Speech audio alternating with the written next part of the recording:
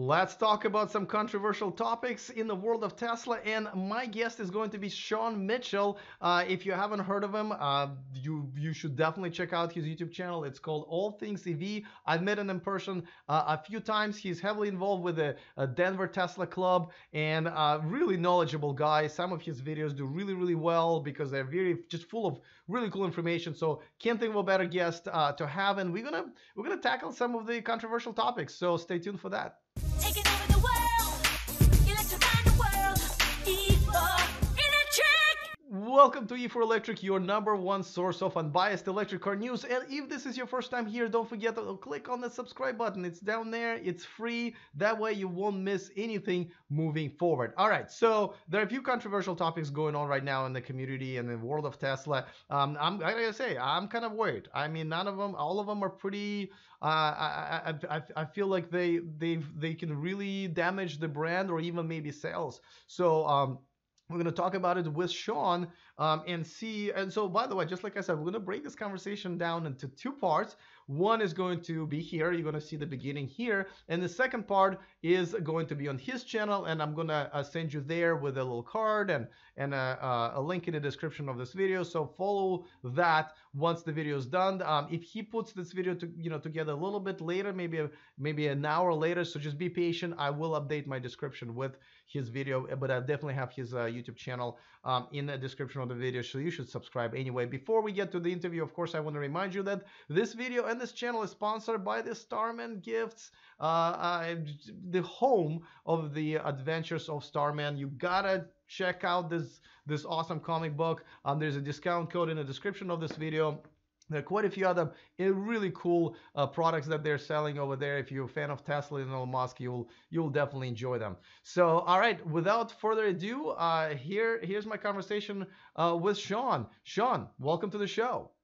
Hey man, thanks so much for having me. I'm super pumped. Me too. I know we've had a few conversations in person at different events that we've seen each other, but we've never had it in front of our audiences. So I'm excited to do that because there's so many things to freaking talk about right now. So I can't wait to pick your brain about it. Yeah, January has definitely started off with a bang, especially for Tesla. So I can't wait to touch on some of these topics because I think a lot of people will really, really dig them. Well, first of all, I think one of the I would consider news is that you've been a pretty big Tesla fan for a while, and your channel has been dedicated to mainly Tesla topics. But I've noticed lately you've been kind of venturing out and covering, Byton and Rivian and others. And tell me, are you now expanding to all electric cars? And if so, why? Yeah, absolutely. This I am, first of all, this came after the Rivian event in November, and then where I saw you, and then also the LA Auto Show. It just got me thinking that this is the time where we're going to start to see some really viable competitors, not like Chevy Bolt or Nissan Leaf competitors, but true competitors to Tesla. And it got me super fired up. And I wanted to sort of transition and cover other things. And for the most part, it's been well received on my channel. People are very excited about sort of a more broad coverage of the EV space. Yeah, well, I can't blame you. I've made that decision a while back, so welcome to welcome to the electric car community, I guess. But Thanks. I never really thought of you actually as like a Tesla fanboy and everything. I actually thought all of our conversations has always been in general topics of electric cars and stuff like that. I've always considered you an electric car fan before a Tesla fan. Yeah, I think I'll add there that it's, I think that's probably more my personality because I like things, I'm enthusiastic about things, but I'm certainly not, when there's a challenge or a problem, I'm pretty vocal. And if you're watching this and you follow my channel, you get it. I've touched on a couple of topics that we'll cover here in just a moment that are not easy topics, but I think are important. If any company wants to grow, they need to listen to their customer base and at least listen, but hopefully implement some things that solve those challenges. Yeah, and okay, so the topics we're going to talk about is definitely not easy topics. So let's just dive right in. Number one, and to be honest with you, I am absolutely blown away by this. Let's talk about Tesla taking away 75D models from Model S and Model X. I have to say that blew my mind, and I'll tell you really quickly why I think it's kind of crazy, and maybe you can tell me maybe I'm missing something. But they're either gonna not make cheaper version, and therefore they just raise their base price to $96,000 and leaving this gap of 70 to $96,000, where a lot of people like to be, because that's where the payments go over $1,000, where people don't like to do that. So essentially, and most of their competitors are going to be in that range, or they're going to drag the 100D into that place and lower price essentially, and introduce a bigger battery model and put that bigger price sticker price on that. But then there's going to be all this pissed off 100D owners whose cars just got completely destroyed as far as the residual value. So what do you think, and what do you think Tesla's going to do? Because to me it looks like just a lose-lose situation. Yeah, this has got to be the juiciest piece of speculation to start off 2019. And I did a video on this that actually, quite frankly, took me by surprise. This video I posted about a week ago, and within the first 24 hours, I think it had almost 100,000 views. Now it's got 310,000 views, and the video is just all about like my speculation on why Tesla did that. Why did Tesla do away with the 75? Because of it was an entry price for a Model S and X. And then why didn't they say that they were going to do away with the 100? And so I have a couple of theories. Number one, they've been teasing out supercharging V3 for about a year now, and they at first they said that they would show off or introduce V3 in July of 2018, and then they had the Model 3 gate, the issues with production, and they tabled it, and they said they said that they would do it at the end of the year, and now the last thing that we've heard is sometime beginning of 2019. And so they've been pushing off the V3, pushing off the V3. And at the same time, they haven't made an update on S and X in over 2 years. In fact, they introduced the 100 kilowatt hour battery pack, the performance version, in September of 2016 or August of 2016. So it's 2.5 years now since they've introduced new battery. Elon Musk has publicly said that they intend on introducing an improvement in range, or that they'd improve range by 5% annually. So if you take that into consideration, the fact that they haven't done a battery update in S and X in over 2 years, that's at least a 10% improvement in battery that is now due in the S and X. And what I suspect is that they probably will need the 2170 cells, the cells that are in the Model 3.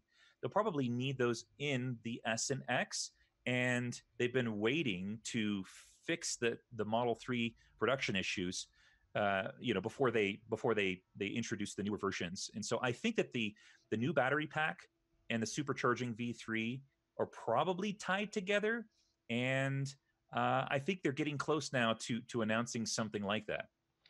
Wait, so are you saying they're actually going to drop 100D to the prices of 75D, or do you think I they th- just? I think that makes sense because they didn't do away with 100, right? So that could be the lowest. What they might do is price drop the 100. That will be the entry. What are they going to call it? Like a standard range Model S and X, Yeah. and then they'll introduce let's say 110, maybe 120 kilowatt hour battery pack as their long range. And Tesla acknowledged on Twitter last week that they would be going to that Model 3 naming convention, standard range and long range. So we know that's coming. And they didn't do away with the 100, I think, because that's going to become the standard range. They're going to introduce a larger battery pack.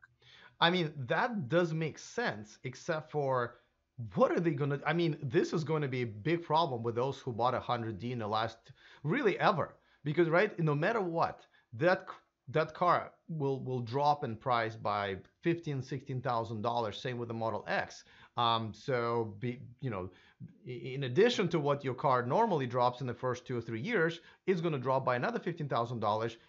Isn't that going to completely outrage? First of all, outrage current 100D owners, and secondly, make everybody think twice, as people already have been, including myself, saying, well, I just can't trust this company. They're so unpredictable. I can buy something and it gets really old or really cheap in the next year or two. So I'm not really, it's a risky investment.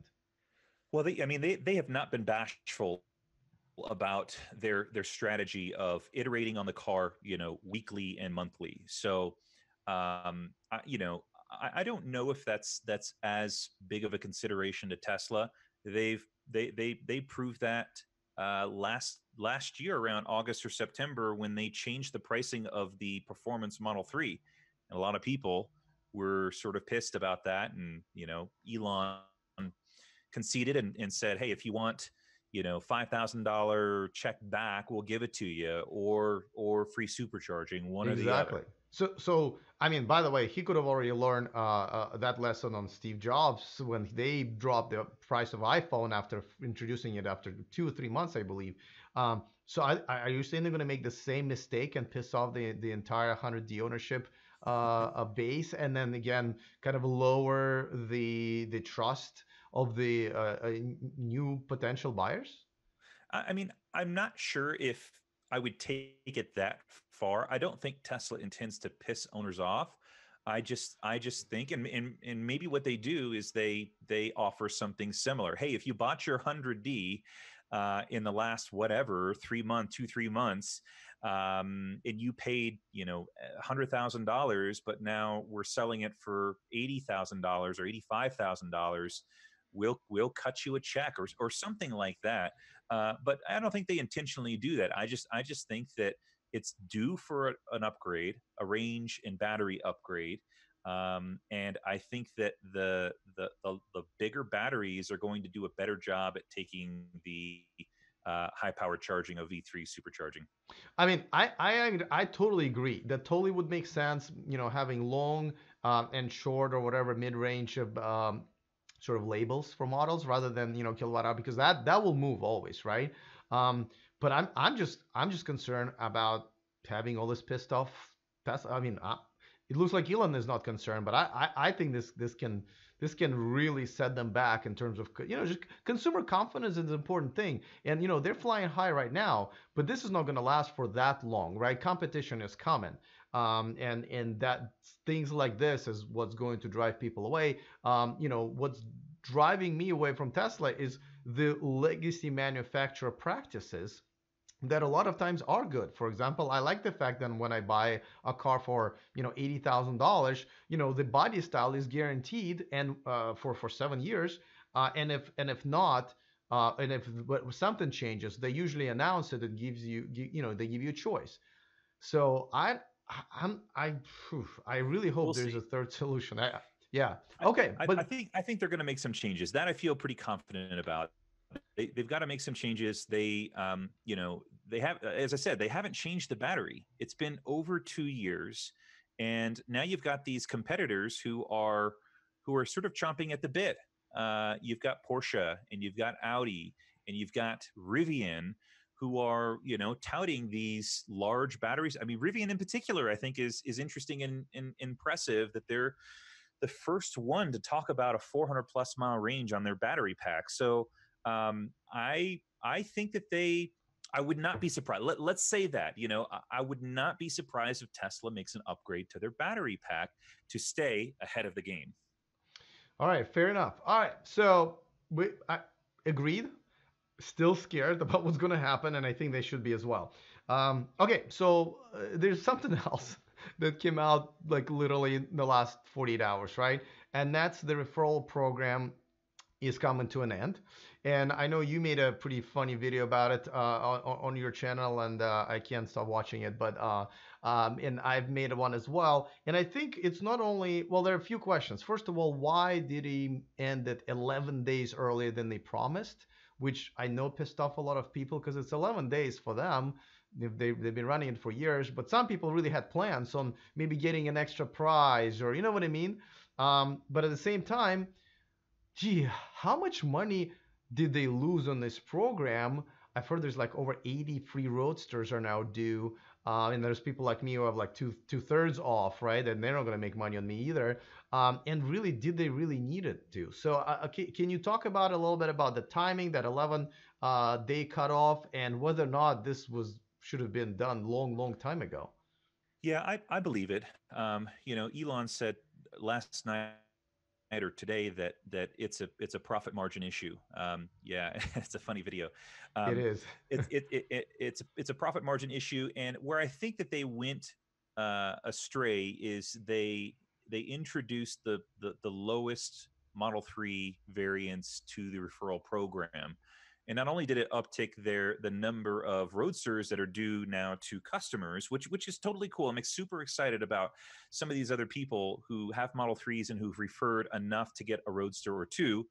But your profit margin on Model 3s is not as great as Model S and X. And I think this is truly a test in my concentration, because I can see the video of me like acting really goofy and silly on the side of the of my head. So Here. yeah, I think that that's where they went wrong. I really strongly believe, and I did some rough estimates that Tesla owners generate about $1.8 billion annually by referring people But to do they? Tesla to buy cars. And So so sorry to I'm of interrupt, the but opinion that this but yeah. do they? So I'm wondering, like, when somebody gives a referral code, right? I feel like that is such an unnecessary thing, because a lot of times the person is already sold. Yeah, I don't think the referral code is what stands between like 99% of Tesla buyers and saying, well, I wasn't gonna buy, but now that I have 6 months of free supercharging, sure, why not? That's what I was just trying to ask you, is that, was it all wasted money and efforts on the part of Tesla giving away all this stuff that they weren't really didn't need to give away, because these people were going to buy a Tesla anyway? I've heard that objection before, and people have said that on my videos about this topic. And I'd say that for one, it's hard to track that, right? At what point, what was that decision making point in the sales process? Was it, you know, Ben from Tessonomics video that person watched, or was it your video where you covered, the Boring Company event, or was it my video, or was it Kim from Like Tesla? It's hard to track that thing, and there's really zero way to know. Where I think that there's some value is this brand awareness. You have literally like 2,200 people, Tesla owners, who are talking and sharing out the referral code. That influencer marketing, that thing that owners talk about a brand in a positive light, that to me is invaluable and cannot be accomplished by traditional advertising. So I do think that even though it may be difficult to track when that buying decision was made, and whether it was the person whose referral code that owner used, whether that was the moment, or whether it was you or Kim or whoever is producing videos, Andy, it's hard to say. But I think where Tesla wins is they have all of these owners who are sharing their experience, and that is where the 1.8 billion dollars annually comes from, in my opinion. Well, then here's a big question. Ready? All right, now is the time where we are going to move to Shawn's channel, of course, and to continue this conversation there. There's a link in the description of this video that you should see. Before that, of course, I want to give a quick shout out to one of my newer Patreons, Trevor Bloomfield. Thank you so much for joining my Patreon community. That's where you can watch me live. And essentially, thank you for supporting me, the full-time independent YouTuber, because this is my full-time job. So I really appreciate it. Once again, go ahead and check out the description of this video so you can go ahead and see the second part of this interview. Other than that, see you guys next time, and remember to stay charged.